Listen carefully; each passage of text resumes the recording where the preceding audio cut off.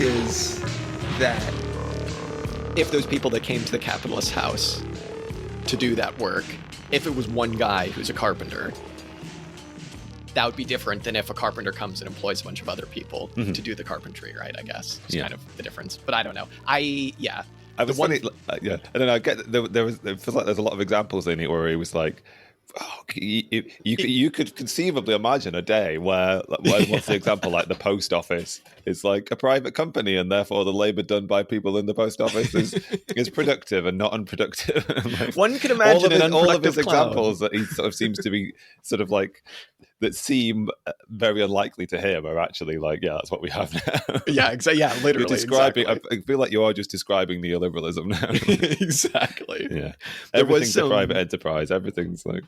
Yeah, everything. I will say I was worried that was all going to turn into anti-clown propaganda, which is funny because I don't actually really like clowns, but it turned out to be very pro-clown. Like disturbingly pro-clown. And anti-mime pro-clown. Anti-mime, yeah, mimes are not productive. Fuck mimes. Because they're not actually doing anything. They're not actually creating a physical product. Whereas clowns, they create laughter. Oh, dear. We're going to have to talk about all that again, Dan. All that. This is something we used to joke about on the show.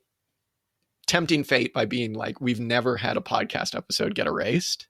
And I still don't think we have. We've never had to do the thing where it's like, fuck, we got to re-record. Somehow we didn't hit the record button. I don't know how that happens, though. Like, I guess you either, like, I mean, it was in greater threat of happening, I guess, when we were recording onto a physical device, and that might just get like corrupted somehow, but like I don't know, now we're doing it all digitally and it's all saved locally on the cloud, and like the cloud, but like barring another global software like collapse, but like which affected everyone at their jobs except for me, which I would like to point out. I still had to do everything at my job, which is kind of lame. What are you gonna do?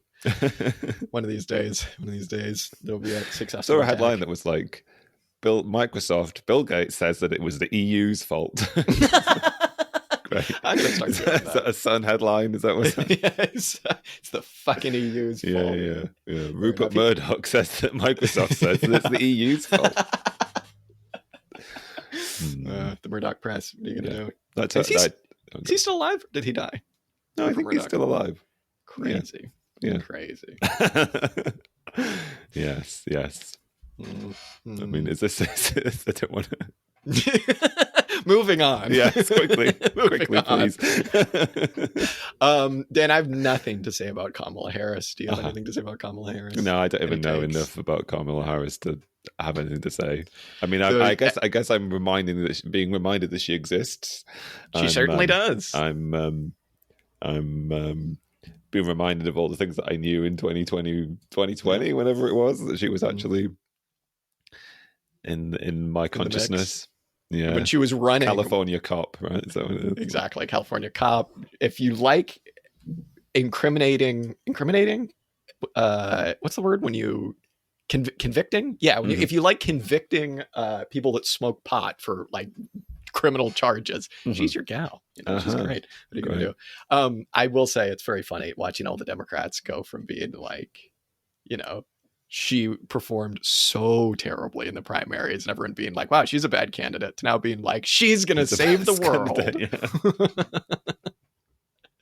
What are you gonna do? I mean, I kind of feel like they've got to, right? Like they can't have a really like the Republicans are putting on such a show. Like they can't miss the opportunity to try and do the same thing. Yeah. Oh well, what are you gonna do? Yeah. The only other thing I wanted to mention before we get stuck in is, hopefully this loads. Where is this? My favorite news drop of all time, like news break, basically happened the day that someone tried to shoot Trump, and it was, I think it was in the Washington Post. It was like the ticker or something like that, or his BBC ticker or something like that. And I'll just read it to you verbatim because the title is Biden's First Reaction. And I love this. It said, President Biden first heard the news of the Trump shooting when walking out of church on Rehoboth Beach, Delaware on vacation. When asked if he had heard what happened, according to the Washington Post, he said, quote, no, and returned to his residence. I love that. I'm going to miss that guy. What are you going to do? That's so funny. Imagine being the Washington Post like junior reporter that just happened to be there and was like, I'm going to get the news scoop of my life. I'm going to hear, I'll be the first person in line to talk to the president. It's like, Mr. President, do you hear what happened? And he's just like, huh? No, I'm going to go home. Respect. Love it. Hopefully he enjoys the remaining Twilight years. Do I mean that? Probably not. What are you going to do? Mm-hmm. Mm-hmm. All right. Dan, value theory. Yes. We're back. There we are. We finally finished the Isaak Rubin book. We're about an hour and 4 minutes away from putting this in our rearview mirror. I don't mean that in a bad way. I just mean that, like, okay, well, actually, it's been looming. It has been looming. It has been looming. But we did it. We got through it. And what I will say is that, like, last time we spoke about this book, when we spoke about the stuff on abstract labor, there was some stuff in there that I was like, I don't know if I necessarily agree with this. I don't know if I'm any closer to like formulating an opinion on that necessarily. But what I will say is that this book is like really phenomenal. And this is, I don't know why this isn't the book that when people are like, oh, you know, I want to read Capital, I need a reading guide or whatever. This kind of should just be the book that you read, because it's not a reading guide for Capital, because especially in this last part, he's talking about volumes 2 and 3. But like, if you want something where he just goes, here's the terminology Marx uses, here's where it's coming from, here's what it means, boom, boom, boom, boom, boom, and just like outlining everything very specifically in a dense way, yeah, but like the chapters are short, you can get through it, it's fine. Like this really is I would say the go-to book. Is really, really phenomenal. And like, yeah, I don't know, it's funny, because I'm always like, why hasn't anyone written this book? And it's like, oh, this book has been written for like 100 years, you know what I mean? Mm-hmm. Yeah, maybe we should sort of do a general summation of our feelings about it at the end as well. But like, I definitely feel like it's got a really like, it's got like a strong schema. Like although it dives into a huge amount of minutiae, which is quite easy to get tripped up on, or rather, it's like doing the classic thing that we've talked about before of like settling arguments that it's quite hard to know in the 21st century what the relevance of them are. Yeah. Some of that probably just comes from like not being well enough versed in these debates. Also, there've been 100 years of development on people debating about like what is the correct interpretation of whatever Marxist concept of Marxist economics in general. And I don't know how much I want to actually verse myself in those at all. But the core of his argument is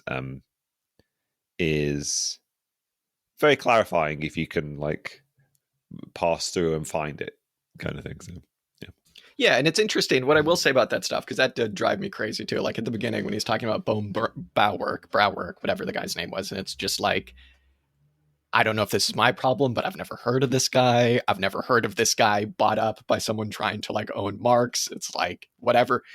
This just kind of gets into general frustrations I have with academia, where it's like these things become kind of petty arguments as opposed to like actually attempting to discuss the ideas. Because it's like, if he was to just be like, some people think that Marx meant this when he talks about productive labor or when he talks about abstract theory. Oh no, but here's actually, you know, what I would say my interpretation is. Maybe that would be a bit better. But it is also interesting to like look to see what the arguments against Marx were in Isaak Rubin's day, as opposed to like now, because now it's just like, if you try and talk with anyone who's like not a Marxist about economics and like who's not a lefty, right, it's just going to be like supply and demand determines everything.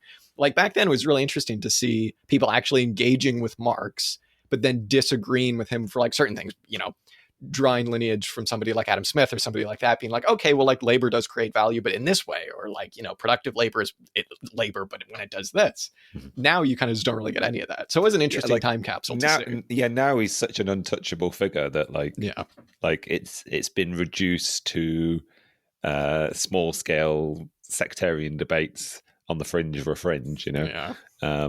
So it's interesting to look back on a day when he was recognized as being somebody who fitted into the broader intellectual landscape, I guess. Well, people were forced to, like bourgeois economists were forced to, right? Yeah. Because it's like, oh, here's a state that exists that is ostensibly built on his ideas. Here's why it's going to fail. You know what I mean? Yeah. Yeah. The very fact that the socialist calculation debate happened is almost astonishing, even in and of itself. Yeah. Well, and to even consider the standpoint where we are now. Exactly. And to even consider in terms of socialist calculation debate stuff, it's like that was a debate that for so long you just kind of had to accept that the socialists won, because if you argued against it, if you're like an Austrian school person, the socialists could always just be like, well, they're doing it over there. You know what I mean? Mm-hmm. And it wasn't really until that was like collapsed that now it's obviously totally out of vogue to be like, you can calculate an economy. And also like a lot of the criticism that the Austrian school have, I think, do actually hold up, but for different reasons. Anyway. That's another episode. Another episode. When we do our when we do our Austrian school big heads deep dive. Yeah, exactly. We get some Austrian school economists to come on and we debate them. Yeah. All right. I do have a copy of like Nikolai Bukharin's takedown of the Austrian school, so there's one for us for the future. There you go. We'll take on the Keynesians first, Dan, and then we'll get there. Mm-hmm. Well, actually, first we got to actually finish talking about this book. So do we? Exactly. Let's just say too, when we do all of this performative, like, this book, this, it's because it's dense and it's difficult to talk about, and Dan and I are stressed, so we're not actually going to be able to explain these ideas in a coherent fashion, and we're going to make ourselves look like idiots. It's not because the book's bad. let's get that out of the way now. So having said that, the first section, our fault. It's entirely our fault. Yeah, exactly. I do love the idea of like, I don't know, like some podcasters, because like, I don't know, this is part of what I love about the socialist movement, is that it's like you'll just get like some schmuck on a podcast taking down like Isaak Rubin, who like spent his entire life studying Marx, and it's like, I think actually I know more than you. It's so funny. When I was like, I don't know if I disagree with the stuff on abstract labor, I was like, am I doing that? I was like, do I really know more than this guy? I'm not sure I do. So the first section that we read, it was basically everything from the value and social needs section to the end of the book. And the value and social needs stuff is interesting because this is basically Rubin explaining Marx's grappling with the ideas of how supply and demand play into his value theory and into his general economic thought in general. And I think, as always with Marx, you need to recognize the type of argument that he's making, because Marx is not trying to explain price. Marx is not trying to explain like, temporary fluctuations in supply and demand, right? Like when you read a bourgeois economic textbook and it's like, oh, a landslide destroyed a factory, price goes up. Wow, write that down. Marx doesn't really care about that. Marx is abstracting away from all of this stuff, and he's really attempting, in his value theory at least, to explain how it is that labor and social labor is allocated and determined and controlled and disciplined in a capitalist economy. Very much content and form, the form of the capitalist economy. How does all of this stuff work? So when he's talking about demand and changes in needs, what Marx is actually trying to do is he's looking for the social regularity, Rubin says, in the changes of needs, right? What is it in the longue durée causes changes in demand and needs? Can it be applied to his value theory? What is it that's controlling this stuff beyond environmental issues, like perturbations or whatever? How is need determined in the long term? Social need. And that's kind of what he's getting at here.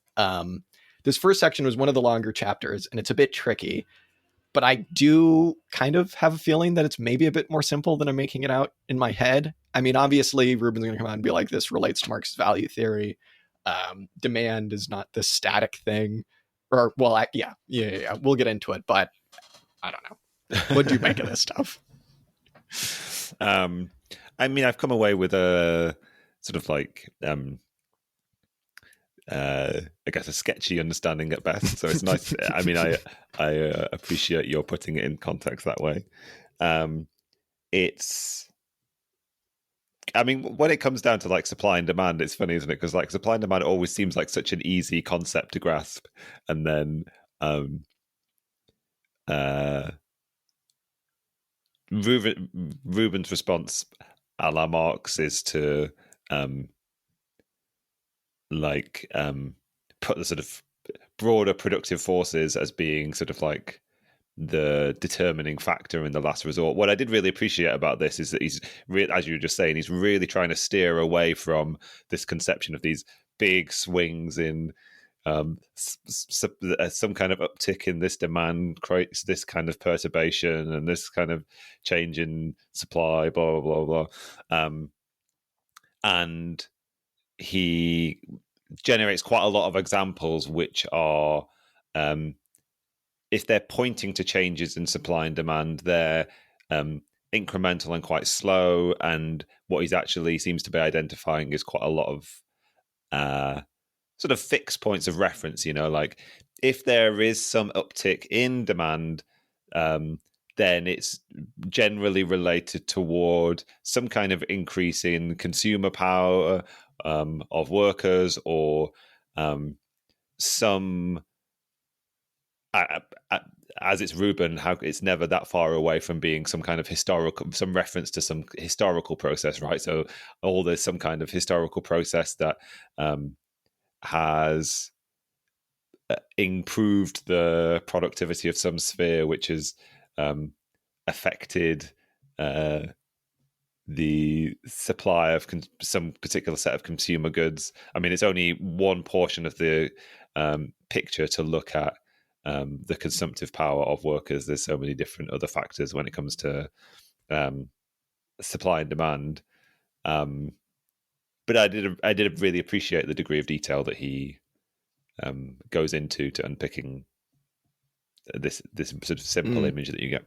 Yeah, I mean, so he says that, like, exactly like you're saying, like, changes in demand are determined by more than just like people waking up one day and being like, I want a fidget spinner, or a new ad goes up for a new PlayStation, right? Because these are technically, like, these are temporary things, right? Where, like, eventually, when we're abstracting away from all of this stuff, when you talk about specific commodities, like, it'll all even out. And that's kind of like the main question that bourgeois economists just can't grapple with, right? Which is the, like, when supply and demand are in equilibrium, what then? What is determining the value of these goods, right?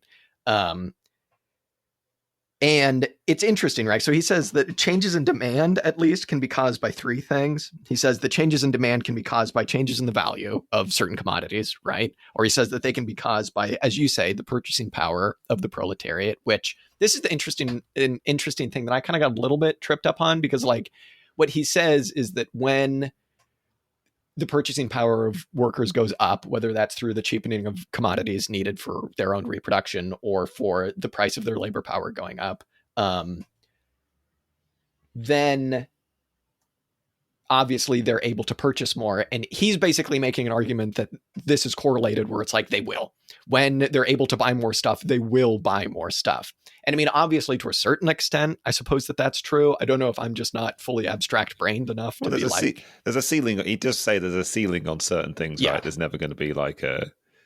Yeah, there is an upper limit on how much, like, what he says, bread or whatever or something. Yeah. But, like, I do like that idea. Somebody being like, I got a pay raise in perfect correlation with that. Buy more bread. Yeah. But yeah, you're right. So I guess he does say that. But the other point that worth making that related to that and to what I was saying before is the other sort of broad theme of Rubin's and of Marx's in general is, like, whenever you're looking at one thing in deep analysis, the next step is to say, how do we relate this to the bigger picture? Like, it's always a bigger schema. And in this instance, like, you would never look at just one sphere of production and say, how has supply and demand been affected by the sort of, like, some kind of particular change in the rate of production or the circumstances of production of one good. There's a few examples from this that spring to mind. Like, he talks about changes in sort of supply of iron relating to like this general supply of, like, iron plows or something, increasing the demand for, like, wooden plows or whatever. Or, like, he talks about, okay, so there's this increased supply of grain. Well, okay, so there is the possibility of making more bread, but maybe some of that goes into, like, sort of like beer production or whatever. So, like, as ever, it's always a sort of, like, bigger picture of the entire economy as one social productive unit, rather than the primary focus being just one sphere of production, or the production of one type of consumer good, I guess. Yeah, I've always been interested in, like, I guess, if you're trying to do a real world scientific, like, analysis of this stuff, where you'd actually set your terms. Because I could see people getting caught up in a certain type of, like, methodological, what's the word? Methodological nationalism, I guess, right? Where it's like, okay, we're actually trying to determine, like, what is it that affects the cost of, like, corn seeds in America, right? I don't know. I suppose this is like a question for world systems analysts, but it's like when you're actually trying to look at the bigger picture, what systems recursions do you look at? It's just, I guess it's just a tricky general problem when you're talking about value theory. Like, what are your terms being set at? But I guess everything is so interconnected now that it's like the price of a, superconductor drops and all of a sudden, like, corn is cheaper or something like that, So I guess, I don't know. I guess it is all, it's like, yeah, all it took was, like, oil prices to go up, and now it's like I'm spending £8 every time I need olive oil. You know what I mean? It's like, God damn it. Yeah, I mean, it's definitely the case. Like, we've seen that, like, just because a certain scale, the scale of a sphere of economic production, when it becomes global, it doesn't necessarily mean it has to stay global, right? We can the closing of a border, or the failure of a trade agreement, or the, I don't know, like, descending into war of a certain area of the world obviously impacts these things, and the productive market that determines the supply, or the almost said value, the supply of goods, I suppose, for our economy can shrink back down to a country-sized scale, or sure, yeah, yeah. Interesting stuff. Know. Good thing we're not, like, trying to build models here, because that would be tricky to determine.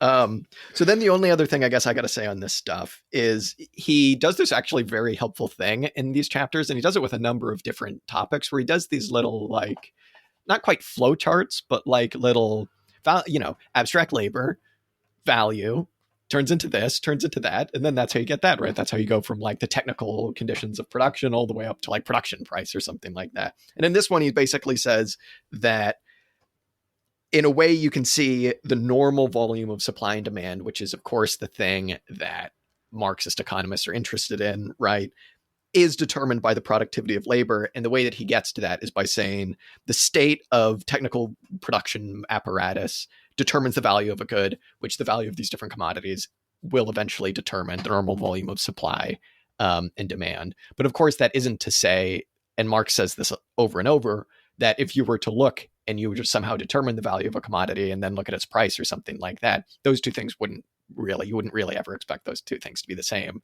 for a number of reasons, right? One, because we'll get into, like, how price actually is a helpful way of, like, the deviations in price actually help things sell to their values. But then also, just, I don't know, I guess just for basic reasons of, like, supply and demand does change. You know what I mean? It's like, we don't live in a perfect world where this perfect model is where the normal volume of supply and demand are always, in perfect unity.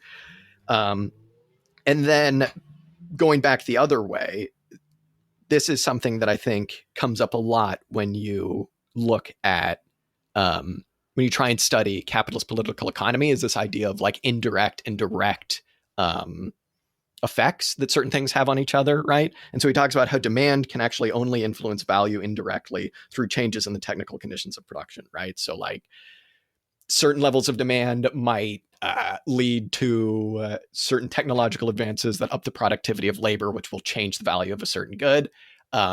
This is just another way of criticizing the capitalist economy by saying that, like, the actual demand of something isn't able to change the kind of, regulatory apparatus of capitalistic society, which is value, directly. It has to do it indirectly, right? This is something we talk when we talk about directly social labor, when we talk about all sorts of different things. And it's just this kind of, like, blip on the econophysics of the capitalist world, right? Where it's like, when you're studying this political economy, nothing is ever, we want this, let's do that. It's always like, oh, well, actually, like, all of this stuff has to be determined through the commodity. And then actually it's the commodity deciding this thing, because we're all fetishized by the commodity. Or we all fetishize the commodity. So I just thought that was interesting. It was an interesting parallel to ideas we've come across before, right? Yeah, I mean, that's one of the overriding themes of this whole book, isn't it? Like, the transit, what we know as the transition to socialism is the overcoming of that, like, market anarchy, or the inability to plan an economy that comes about through living under these conditions of sort of general commodity fetishism, I wonder whether sort of leads us into having a go at trying to talk about like difference between value and price. Because you've touched on, I mean, we're going to just touch on the same things multiple different ways throughout this, I think. But like, obviously, from what I understood of what Rubin is trying to say about Marx, he's sort of painting Marx as having this conception of the economy which is not like aiming towards a degree of equilibrium, right? The aim is for the productive sphere to produce in exact proportion to what is required on the sort of consumption side of the equation, and if an economy exists in that state of equilibrium, then all the goods that are exchanged would exchange for their value, I suppose. I think he calls it their market value, right? Which is would be like directly proportional to the labor socially necessary sort of to produce them. The sort of average degree, the average amount of labor required by all of the producers of a certain type of commodity would be determinative of its value. I mean, we can make reference back to where we left off in the last episode, because in the last episode we were talking about the form of value and the like general what did he say, content of value with value. Like now he's sort of gone on to talking about the magnitude, the actual quantity of value that a commodity represents, which is determined by the labor socially necessary to produce it. But of course, as you were just saying, like those equilibrium conditions never actually come into existence, and there is always this fluctuation around that sort of market value, and therefore you get this you get price as the sort of general deviation from the value. And we sort of touched on a few of the things that potentially determine the sort of the price of a commodity and the degree to which it deviates from value more generally, I guess. Yeah, absolutely. All that stuff's so interesting because, like, if the listeners like me, one of the big issues they had when they were originally coming across Marx's ideas is this idea of like, and we've talked about this on the show plenty before, probably a couple of times in this series on this book, but it's like you go into Capital being like, I can't wait to learn about why prices are the way that they are and how that relates to labor. And it's like, once again, it goes back to what I said at the beginning, which is like kind of not really what Marx is up to, right? Like that's a huge part of it. But my thinking then kind of evolved into like, well, okay, value is the center of orbit that price revolves around, and every once in a while it comes back to the center. And as values change, prices catch up to it, blah, blah, blah, blah, blah. But that's almost not quite what Rubin is saying here. He's kind of more so just saying that, like, it is incredibly rare for that to ever happen. And actually, for those two things to come into equilibrium. And actually, it is the state of non-equilibrium that drives the capitalist economy, that drives value to actually be the thing that is determining the value of goods, I guess, to speak in like a roundabout way, but also kind of the price. Because, like, you know, there's constant competition in the anarchy of the market, and capitalists are constantly trying to, shoot themselves in the foot by lowering the value of their commodities, right? To produce more and more and to get people to buy more and more. And price, I suppose it takes a little while to catch up with that, but it's also not really the best way of thinking about that, because price also, like, it disciplines certain capitalists for the sole reason that when capitalists buy things, when capitalists sell things, when we buy things, when we sell things, we're not seeing the labor time imbued in that product, the socially necessary labor time on any price tag. You know what I mean? Capitalists might account in those terms if they're like, have factories or whatever in terms of standard time or whatever.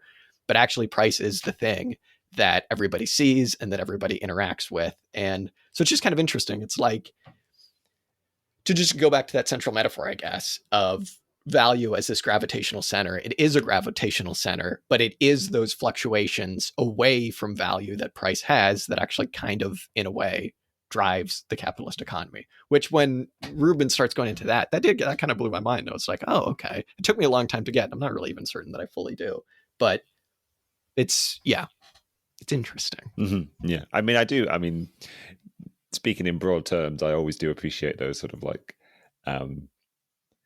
when the use of a good like gravitational metaphor, I guess, but like the idea of we're straying into the territory of like Marxist laws being actually laws of tendencies, you know, like there are not sort of like definite trajectories, but rather sort of like almost gravitational eddies in the form of tendencies, which the economy sort of like cleaves toward and away from for various reasons, but it's never like a direct course, I guess. Yeah. And I guess that's generally why when people try to do real economic science, they look at things like GDP or prices in aggregate or different things like this, right? As opposed to like what you see in newspapers, which is news. I'm not saying it's not news, but in terms of like the price of oil fell, you know what I mean? It's like, okay, give it 2 weeks and then if we'll see what's going on then, you know what I mean? Aggregates. Jason Moore actually did a really good job of explaining the idea of Marxist, what a law is in Marxist terms in that book, in Capitalism and the Web of Life, in a way that I think really got me to understand it earlier, just because he's basically like, these are things that assert themselves in aggregate over time. And you would expect deviations when you're talking about averages and aggregates, right? Like that's the whole point. But I guess in the context of what Rubin is trying to say, coming back to what we were saying before, and correct me if I'm wrong in this assertion, like some of those things that we were suggesting that were, but I mean, I spent a long time reading this, sort of grappling, because it feels like often there are certain sections in this where it feels like Rubin is asserting something, and I'm sort of waiting for the definitive line when he explains why. You know, like later on when he's talking about the rate of profit. I had a similar experience, but like he's very keen to assert when it comes to the question of supply and demand, the degree of the centrality of production relations as the central feature. And I'm now wondering whether the rationale for that is exactly what we've just been saying. No, you can identify all these perturbations that pull you one way or the other. But the sort of like the central driving force, I guess, the trajectory that emerges in the aggregate of all of these fluctuations are general trends in, I guess, what you'd call like the organic, well, various things, but like the organic composition of capital, i.e. the relationship between workers and means of production in a workplace itself, are sort of centrally determinate, although that's not necessarily evident on first observation, I guess. Yeah. I suppose it's also, just thinking in terms of like, I don't know. I suppose this is why so much all of the good Marxist work is generally analyzing the past, right? Because it's like, how are you supposed to interpret the data that's going on now in terms of political economy with the limited data that we have about the present? Because obviously you can't see into the future. You know what I mean? So that's why there are so many tendencies with so many ideas. But it's like, hey, give us 100 years worth of future data. We'll be able to tell you what we should do now. We'll tell you what the profit rate is now. Yeah, exactly. Yeah. What are you gonna do? Fortunately, we can't do that. No. Another thing that was hugely clarifying for me in this last section was his discussion of simple commodity production and the capitalist economy is basically just what he calls it. I guess, I don't know. You could also call it like advanced commodity production or just the capitalist economy. And this is kind of his way of saying, if you actually want to explain the capitalist economy and why things sell for the prices that they do, et cetera, et cetera, et cetera, you kind of do actually need more than just the labor theory of value, Marx's theory of value, because that is only going to give you one piece of the puzzle. It is the most important piece of the puzzle, he takes pains to say, and without it, you won't be able to explain anything. But he does include in these next couple of theories, but he does say that Marx in volume volumes 2 and 3, and also 4 in Theories of Surplus Value, goes into a lot of the stuff about how you need quite a bit more to explain the capitalist economy than just the labor theory of value, right? Or Marx's theory of value.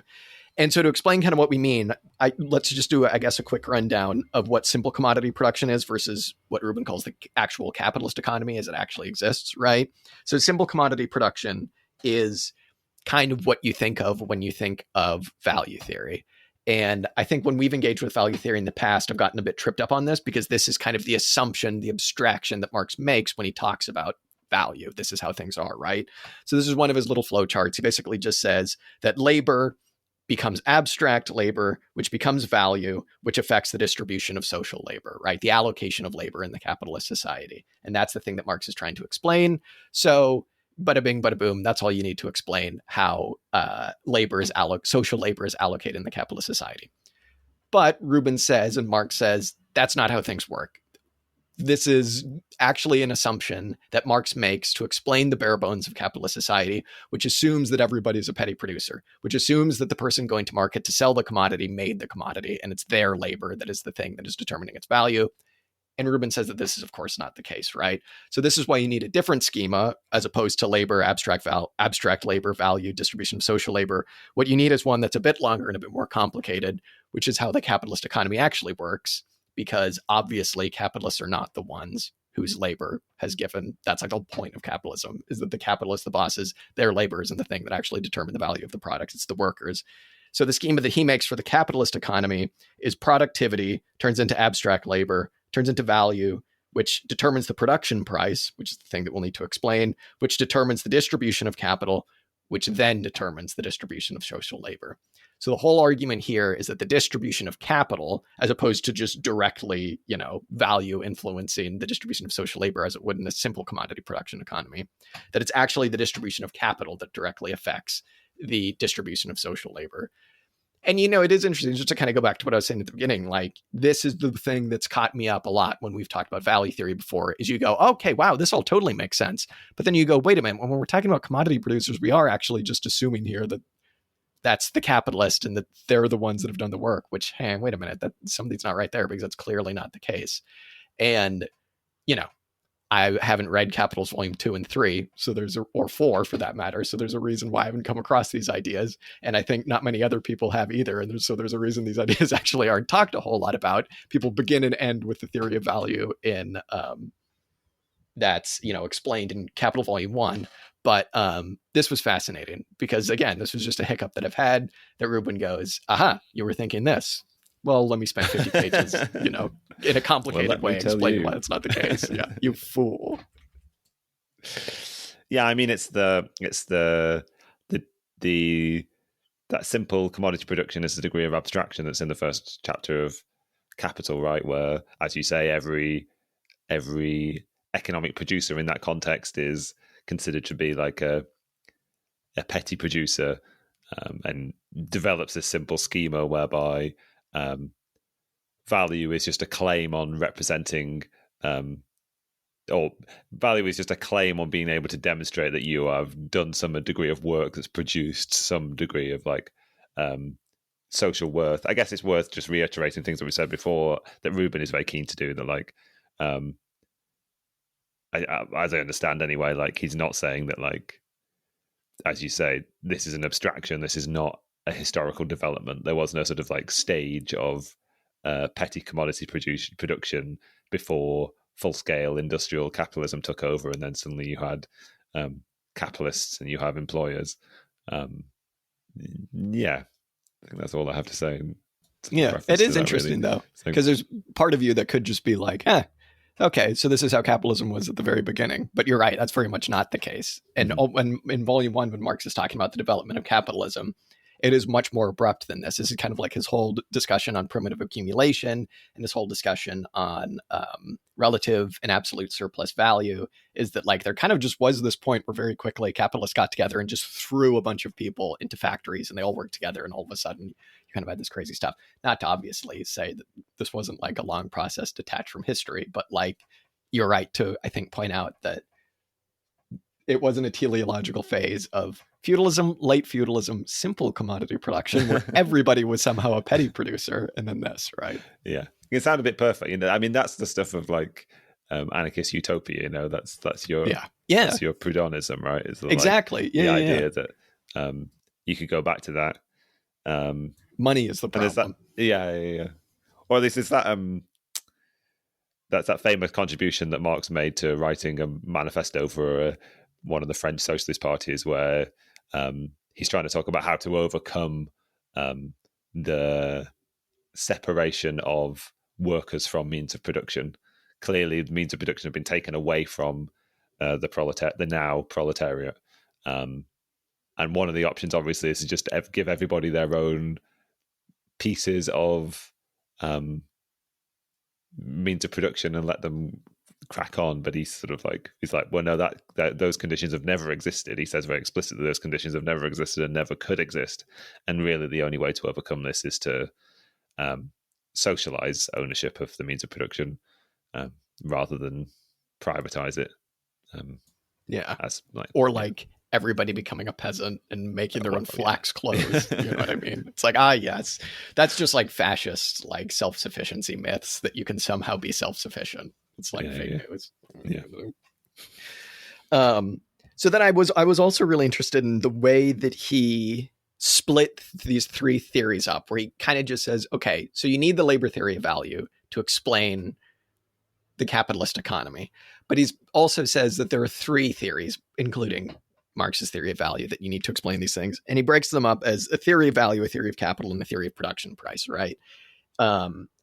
And he says that all of these different theories explain a different set of relationships between people, right? So the theory of value, Marx's theory of value, explains relations between commodity producers, right? And this is the thing that you're going to get told all about when you sign up to some Marxist sect, when you try to read, anything of Marx's or anything that people have written about Marx's, right? This is how the capitalist economy functions. This is how we produce the things that we need. It's a theory of value. It explains the relationships between different commodity producers, right?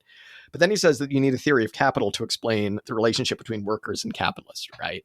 And when he goes through and he kind of expands on this later on and towards the end, you see a really great explication and explanation, I guess, of why it is that a theory of surplus value is so important to capitalism, not just economically, or a theory of capitalism, not just economically, but also politically, right? Because this is like the whole point. This is like where the exploitation occurs. This is where we get the kind of, if you're into moral thinking, which hopefully all communists are, this is where the immoral stuff happens, right? This is where the worker, is, I don't want to say cheated, because that kind of gets into like, petty producer bullshit, but like where they're basically just paid for their own reproduction, and everything that they make, the capitalist just keeps. And then finally, the theory of production price explains the relationship between capitalists and different branches of production. The production price stuff is a bit tricky. It's almost like we should just read Marx, but that's going to take a really long time. We're all about shortcuts. We're all about shortcuts. Yeah, we say after getting through Isaac Rubin's theories of value. Yeah. I mean, this is a dead end shortcut, but Yeah. I mean, it's not a dead end. Not a dead end. It's very, very. It is really interesting because it's Rubin is basically just saying here, if you want to have a totalizing view of the capitalist economy, you can't just have the theory of value. But then he goes on to explain why the theory of value is at the heart of all of it. In a kind of, confusingly dialectical way, because it's also like, well, actually, the theory of capital is also at the heart of it, because that's where the surplus value is created. That's where what the capitalist wants. That's why they do what they do. And the production price stuff is, as I say, it is how the distribution of capital occurs, right? Which in a capitalist economy, in a developed capitalist economy, is actually the way that social labor is actually allocated. And at the heart of all of it, it comes down to the productivity of labor and the value of certain commodities. But it is a very interesting point to say that actually the thing that, if you were to just look at it, the thing that actually determines how social labor gets allocated, how capital produces what it produces, what you need to look at is how and why capital is actually being distributed in certain ways, because that's the thing that affects the distribution of social labor. Kind of just wish it was just simple commodity production, because it would be much more simple to understand. we would be able to understand that, perhaps. Yeah. All right, I'm a Prudhonist. Let's do it. Yeah, I definitely appreciated that sort of like three part clarification of that structure, I guess. I mean, the bit that really excited me, but also uh, um, requires a full understanding of all of these three schemas, I guess, is what's going on when he's trying to describe the general rate of profit across capitalist economies, and he doesn't really touch on it. Sort of, he touches on it slightly, but there was also like a necessarily reference that should be made, perhaps, to like declining rates of profit through the sort of longue durée of capitalist history, I guess. But he is making the assertion that, and I got a bit confused with this, but I think what he's implying is that across all of the different branches of production in capitalist society, there is only one, like all producers of different types of commodities benefit from only one rate of profit. There aren't different rates of profit for different spheres of production. He says that comes down to the existence of competition between different producers, and sort of that degree of evening out of the profit rate, I guess. But I never got really, and never really been interested to know whether you sort of like were able to see the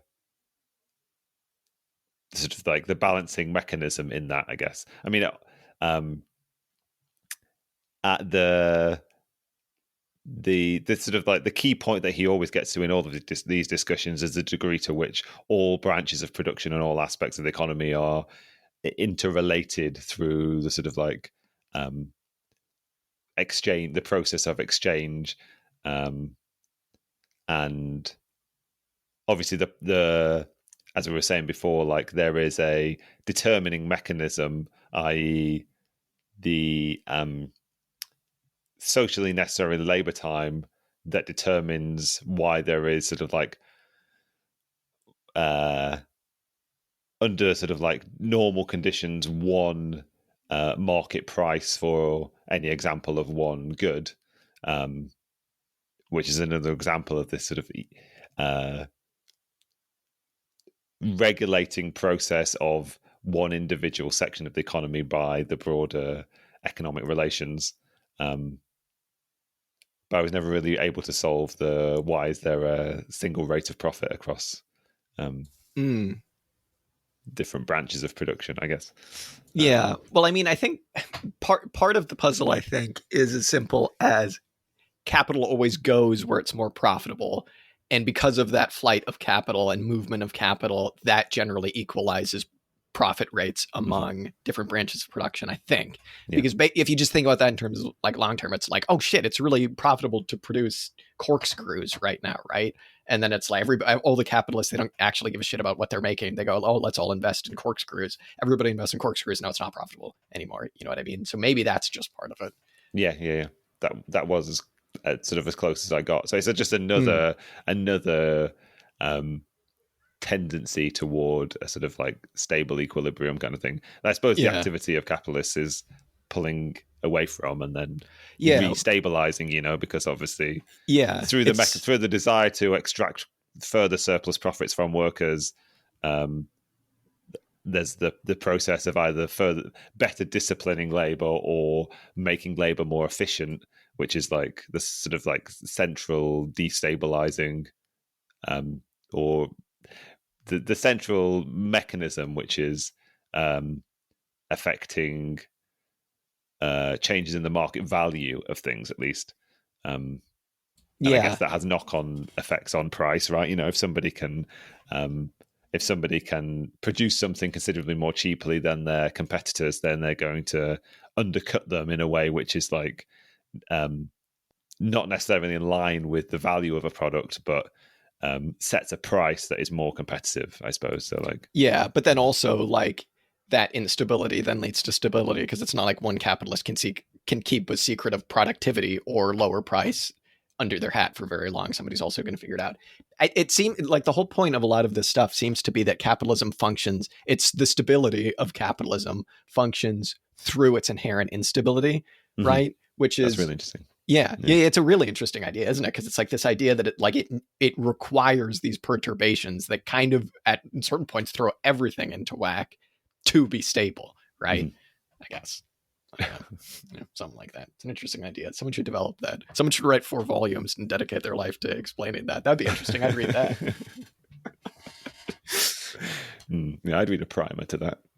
I'd read a primer to that. Yeah, exactly. I'd get through a primer to that. All right. So should, unless there's anything else you want to say on that, should we get to the productive labor stuff? Talk about clowns. Yeah. Clowns. Love that. Oh my God.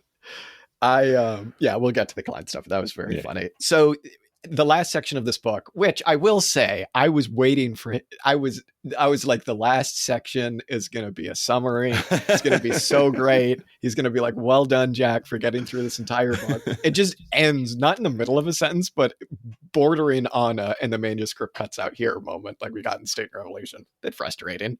So the last chapter is all about productive labor and attempting to define what Marx meant by what productive labor actually is and what makes labor productive. And it was really, really interesting. And it was a really excellent explanation, once again, of the ideas of content and form in Marx's thought, which are so important to what he's doing. Marx is not attempting to explain a trans-historical definition of what it is that makes labor productive. Marx comes out explicitly and is like, I do not give a fuck about that.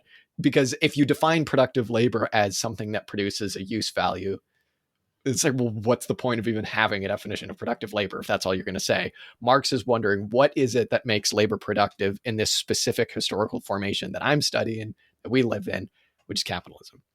And I think I found this a little bit tricky just because Rubin writes this by engaging once again in a historical debate of everybody who says Marxists, non-Marxists, whatever, economists, all just saying Marx contradicted himself in theories of surplus value. And then in the earlier volumes of Capital, when he tried to define productive labor, and all these people just say he made a really elementary, stupid mistake. And Rubin comes out and says, well, actually, no, it has to do with not a twofold nature of productive labor, but it has to do with these 2 specific steps you need to understand to get to what it is that makes labor productive. So the first thing, and the more easily understood aspect and definition of productive labor that Marx gives, is by saying that productive labor is labor that is productive. Wait, what am I saying? It's labor that is organized along capitalistic lines, right? It's labor where surplus value is being exploited by the capitalist, where the worker works part of the day for free. That is productive labor, because to Marx, the whole point of capitalism for capitalists is to produce surplus value that they can slurp up and that they can use to accumulate capital, right? So it would make sense that this definition of productive labor is the one that Marx has, right? It's a specific historical form of productive labor, which is taking into account the thing that this social formation finds important and that is entirely oriented around, which is the extraction of surplus labor from the laborer. Yeah, and it's worth saying that just because he says production, it doesn't necessarily mean you're producing some concrete material thing, right? All it's implying is that it's possible for a capitalist to effectively buy your ability to do some role and then effectively subcontract that to somebody else, or sort of like deploy it in a way which allows them to skim off the top some amount of the value that you produce. You know, that process of paying you a wage and then having your work generate value above what it takes to sustain your existence, and therefore they get to extract a profit. But it could be like I don't know, a management firm employing people to, I don't know, do what they do, do whatever it is that management firms do. Consultancies, you know, if you're a consultancy firm and you somehow manage to find that you can employ people to consult on behalf of other people and you know, extract a profit from that, then they are doing productive work. And the analog of that is like your sort of like, in a lot of his simpler schemas around this, like your self-employed carpenter who might be fashioning something really lovely, generating this. Come back to what you were saying before about highlighting the parallel with this and the idea of like abstracting concrete labor, right? They're doing some really wonderful concrete labor and creating some really meaningful use values, but and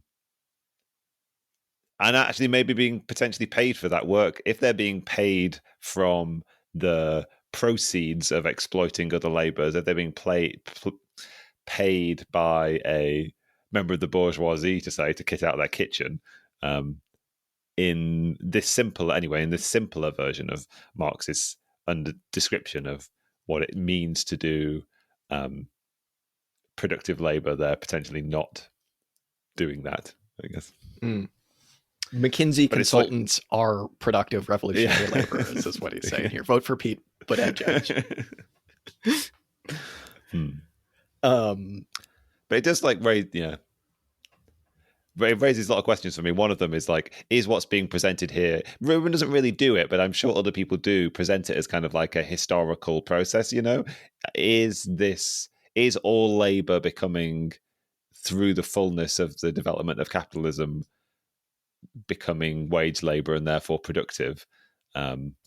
Well, clearly it's not. That gets into the second bit, I think. Yeah. About why this stuff is. But yeah, just to touch on what you're saying a little bit more before we get to that kind of second, more specific definition, this is kind of not understanding this distinction here, this early simple distinction, is the thing that is like the eminent smell test for communist versus populist. You know what I mean? Because like so often you get these people that try to appropriate working class politics, and they'll come out and be like, we want everyone, the real blue collar workers, that America's jobs were stolen from, all the steel factories and the union houses that closed down in the Rust Belt. None of these goddamn Starbucks workers, you know what I mean? It's like, well, they're producing surplus value, so they are actually productive laborers. And this is the famous bit in Capital, one of my favorite bits, where Marx is like, you're no less a worker because you're a school teacher. Right. It doesn't matter if you work in a fucking factory or if you're a school teacher, you're a worker because, the principal is like skimming off the top or whatever. I don't know how schools worked back in Marx's time. The hedge fund now, I guess, is like skimming off the top or whatever. But yeah, it's like, when you try to nail any of these people down, I'm like, why are, baristas or like, I don't know, fucking other people like, oh, they have blue hair. That's why. The family that owned the boat dealership, they're yeah. May we all be petty bourgeois boat salesmen one day. All right. So then this is the bit that everybody tries to nail Marx for and be like, haha, he's inconsistent, because why then is, the salesman or the, I don't know, like, not bookkeeper, because they actually are productive. Why are there are some types of jobs that Marx would say, using that prior definition, you would think that they're productive, but they're actually not. And I was kind of tying myself in knots trying to come to terms with the second definition. I think it's way more simple than I was making it out to be. All it is that Marx says, and again, this isn't a moral judgment on Marx's part. He's not saying you're like less of a person because you're not a productive laborer. He's just saying that this is like for him a scientific category. Productive labor in Marx's eyes and in his schema is labor that is employed by capital in the sphere of production and not in the sphere of circulation. And this kind of wipes away a huge amount of workers now as not being productive workers, right? Because they're, this is the clown example, right? Because they work in the ticket booth selling tickets as opposed to the clown that I guess produces like exchange value in a very funny way for the, circus master or something. This is the example that Marx uses, I guess, and then Rubin expands on, which is kind of funny. It seems like they were both just trying to make the like most absurd example to be like, it's not what you think. A clown is a productive worker. You know what I mean? But it's interesting. Again, I was trying to make this way too complicated. All it is the labor that you're trying to study, is this employed in the sphere of production or not, or circulation, I should say. Mm-hmm. But it does then create a different, that second definition obviously expands the categories a little bit, because before my implication was that like all of the non-productive workers are actually like members of the petty bourgeoisie who are doing service work for capitalists, whereas in this second definition, right, you do get a category of worker who are in some ways essential to the, I don't know, the I mean, the person who checks the tickets for the circus is essential to creating the conditions whereby the capitalist circus owner can exploit the work of the clown, you know, in producing laughs or whatever you say. Like, I mean, there's a degree of like, you keep saying that it's like, oh well, it's not a moral category. I mean, obviously, I've tried in the past and worried a bit, like who are the important workers, and does this make some people not important, and blah blah blah blah. Obviously, as socialists, we're intent on overcoming these conditions, and both removing people from the condition of being proletarians, in the sense that they don't own anything or have any control over the conditions of the work that they do, but also overcoming the conditions whereby the primary concern of society isn't simply what useful outcomes is your labor doing, kind of thing. So, but I guess also it is worth asking the question, like, does this have any implications for tactics? I mean, I think it probably doesn't, but I can imagine somebody being like, oh, okay, we can use this for sort of like tactical considerations. Who are the workers that we're meant to be targeting or something? I suppose there might be tactical considerations when it comes to like, where are the important nodal points in disrupting the functioning of capitalism? Is it more important to get the clowns on strike, or the ticket booth workers on strike? You know, the clowns. I don't know. Clowns on strike. Society. The clown strike. Yeah, they're the ones holding up society. I mean, I don't know. Yeah, I think there are two ways that people have taken this. There are the ways where people have gone hyper focused on productive workers and gone, these are the only work. Go cut your hair and go work at a fucking farm. You know what I mean? You goddamn hippies. Get a job and influence these productive laborers. But then there's the other way where you could be like, this shit just doesn't mean anything. What are you talking about? I think all I would say in terms of tactics is, if you're thinking tactically about the political implications of this, all that would mean is attempting to come to terms with the state of decay of capital and what sections of capitalist production are being affected by any kind of perturbation, whatever that might be, a crisis, whatever, right? And being like, how would this affect productive workers? How would this affect unproductive workers? Because like, I think that there have been people in the past who have gone, you know, as capitalism has developed, there has been this growing middle class of quote unquote like unproductive laborers that are paid in the sphere of circulation, and not necessarily in the sphere of production, whether that's because of automation or just a growing reserve army of unemployed where they just needed to come up with jobs for loads of people. And you have like, I don't know, God, dude, in my department of like 50, no, not even 50 people, like 30 people, we have like 7 directors at this point. It's just like, oh my fucking God. I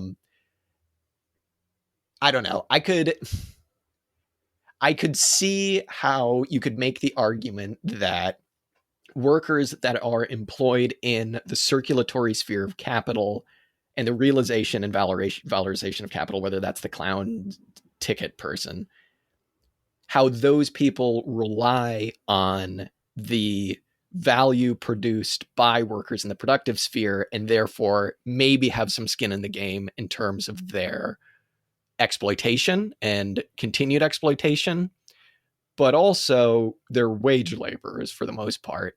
And I don't know, unless we're talking about like the Wallerstein essay where he was kind of like, there's a growing bourgeoisification of a certain strata of proles, then I could see some political implications of it. Maybe that's where this stems from. But other than that, yeah, I kind of tend to agree that it's like, well, first of all, we're universal emancipators. So I'm not just going to focus on, truck drivers and factory workers and baristas, but also like, I wonder how much this actually affects people unless these people have like, stock in the company that they work for. I don't really see the political implications, honestly. I don't know. Mm-hmm. I mean, I suppose it is an important schema if you're trying to do class analysis, I guess, to work out if it's a concrete class analysis of a certain industry or whatever, or a certain society, working out who is or isn't more affected by like potential crisis conditions in capitalism or what have you. Like, are we waiting for conditions where more of those workers that are employed in by the sphere of circulation like are drawn into sort of immiserated crisis conditions, like maybe it gives some language to describe an approach to class analysis that was minded toward political strategy, I guess. But yeah. But so I always hate like that to some extent. Like I'd much rather be thinking in terms of like who concrete people and how can they be won over, and how can you sell the political project of socialism to all, rather than being stuck in the sort of like abstract sphere of who is this most appealing to. Yeah. What category of person, Absolutely. And I think also it's just a narrowing of terms of what politics is, because like there's so much more, unfortunately, that goes into politics, because it is this very concrete engaging with people than just what sphere of production you work in. Sure, maybe that might be one of the central determinants, but also like people's houses burn down from wildfires no matter what sphere they work in. People's living standards in every sphere of society have been dropping, right? So like, you just do some politics, I guess, if it's that easy, if we're trying to mobilize people. I know that's not a particularly like Marxist thing to say, but it is just like, I don't know, if we want socialism for everybody, I don't know, clean drinking water too. This is a more like political determinist ending to the episode than an economic determinist one, I guess. I will tie it back to economic determinism, because there was one other thing I wanted to talk about in this last section, which I find fascinating, and I'm not sure why, which is Marx's definition of, again, going back to, you might think this person's in this productive sphere, you might not think this person's in the circulation sphere, but actually it's the reverse. The way that he describes the transportation workers, truckers, people that work in warehouses as productive labor, I found really fascinating. And I think because this has been something I've been interested in terms of like group of international communists, perfect communism, we get it. How is it that we relate to the transportation costs in a socialist society? And so at one point in this, Rubin cites Marx in volume 3 as talking about why transportation workers are productive workers. And I went to find that quote, and then I found that Marx was like, we talked about this in volume 2. So then I went and found the quote from there. And I'm just going to read a little bit of it, because I don't know why, but I find this really fascinating. I think because it's kind of counterintuitive. This is from chapter 6 of volume 2, Cost of Circulation. Marx says, the quantities of products are not increased by transportation, nor, with a few exceptions, is the possible alteration of their natural qualities brought about by transportation an intentional useful effect. It's rather an unavoidable evil. But the use value of things is materialized only in their consumption, and their consumption may necessitate a change of location of these things. I would imagine like 99% of the time it does, right? Hence, may require an additional process of production in the transport industry. The productive capital invested in this industry imparts value into the transported products, partly through transferring value from the means of production, which is fascinating, the means of transportation, which is fascinating, and partly by adding value through the labor performed in transport. That's so interesting. I'd never thought that like truck driving, warehouse work, stuff like that actually adds value to things. But I suppose it is me just kind of forgetting about the dual nature of the commodity, which is, oh yeah, it needs to have a use value too, right? And it's not useful if, especially when it comes to food, right? It's not useful if, okay, we grew a bunch of tomatoes, somebody come get them from the farm. You know what I mean? And it's just another fascinating way of being like, why this stuff is more complicated than it seems, because on one hand you can say productive labor is just labor involved in the productive sphere, but it's like companies and corporations will be investing capital in the sphere of circulation and capital in the sphere of production in the same process, right? And okay, so are the people that sell you the stuff are like cashiers productive labor? Maybe, maybe not. Are the people in the warehouse productive labor? Probably. It's really interesting. And then I don't know. This is just my brain bringing it back to something I understand, which is the labor voucher stuff. I know that I probably shouldn't be arguing for transportation costs to be included in the communist price of things based off of what is done in capitalism. But this does seem like a pretty interesting, at least, I don't know, suggestion of like, well, if you're talking about productive labor, transportation costs are productive labor, and this would get around a certain type of like, okay, I live in Ecuador, or no, I'll say I live in Hawaii and pineapples are really cheap in winter, but I live in, or no, I guess it would be the opposite. It's like I live in Hawaii and pineapples are really expensive, even though they're grown right there, versus I live in Norway and pineapples are cheaper than I would expect. Probably you'd want to do the opposite, which is include the transportation cost in the actual cost itself, because that is actually a cost of production. And then people would be able to go and see, okay, hey, look, it costs, I don't know, an extra X labor hours on average to get this to Bergen in Norway, this fruit that I'm trying to eat in the middle of winter. Maybe we should invest in like more productive transport. Anyway, that was a very long aside. I mean, you've got to find, if labor has expanded in the process of transporting a pineapple to Norway or whatever, then you've got to literally do accounting that accounts for those labor hours kind of thing. I mean, I always like the idea that like what's contained in a price mechanism that's predicated purely on the labor that's gone into producing something is a great deal of very clear information on what a thing is and what it represents as a portion of social product, and like all of that knowledge should be included at the point when you consume the thing. And if the place where you are in the world affects that, then it should be accounted for, I guess. Makes sense. It makes sense. And I guess, then it also becomes a way of like upgrading capitalist infrastructure to not just be A, so time wasting in terms of transportation, and B, so polluting, right? You'd go, oh, let's just put a rail system. Easy. Wow, the cost for my strawberries in Norway dropped by like 99%. You know what I mean? I guess the other option is you could just have a general taxation cost for global transportation, assuming that there are things in all parts of the world that need to be moved to all other parts of the world. Yeah, but I guess like what would those be? Because resources aren't really distributed evenly. And then you would just get people being pissed off because it's like, I live next to the uranium mine. Why is my uranium so expensive? You know what I mean? Yeah, well, we'll solve that some other time. One of these days we should go back to the fundamental principles. Very good. Yeah. Somebody should write like a primer on that. Somebody should. Let's hope somebody is doing that. All right. Any closing thoughts on Rubin, or are we like, I want to go to bed?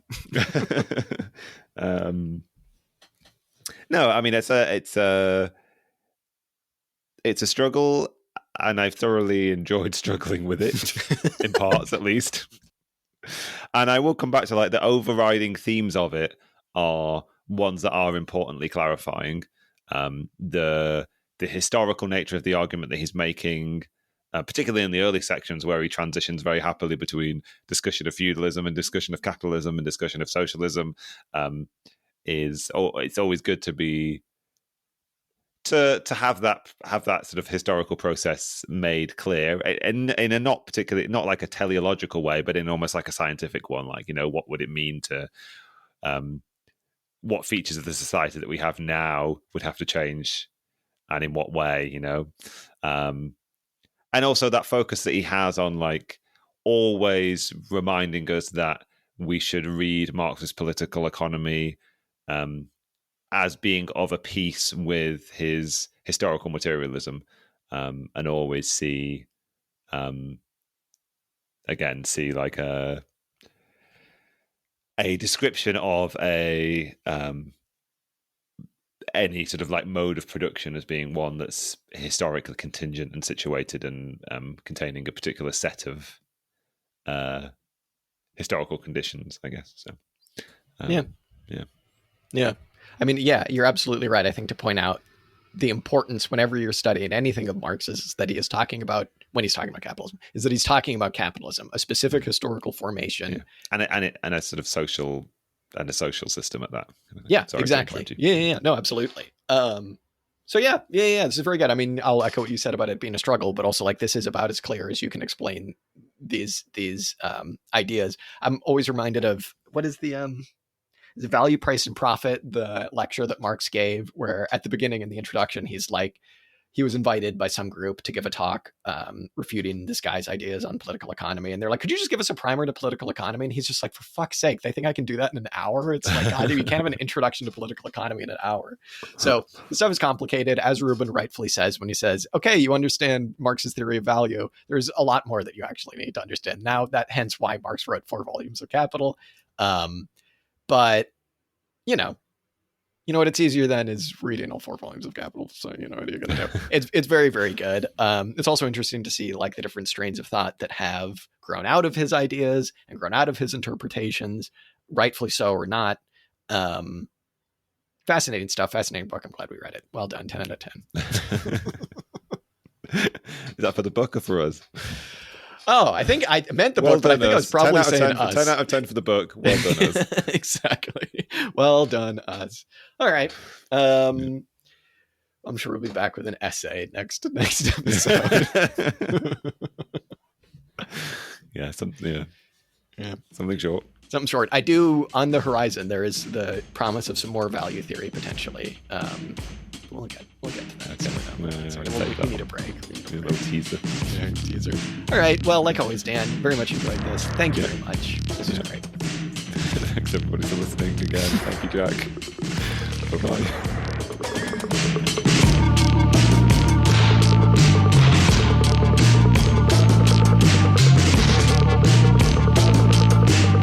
Hey, everybody. Jack here. Thank you so much for listening to this week's episode. The song that you heard on this episode is Music to Kill Bad People To by King Gizzard and the Lizard Wizard. You can go ahead and check this song out much more on their Bandcamp at kinggizzard.bandcamp.com. If you want to go ahead and get in touch with us, chat shit, tell us that we're wrong, whatever you want to do, you can go ahead and do that at auxiliarystatements@gmail.com. You can just send us a message there. Or you can get in touch with us on Twitter, on Discord, on Instagram. You're a smart person. You can find these places. We got a YouTube. We post stuff there as well. Sometimes we stream. Thank you so much for listening. Till next time.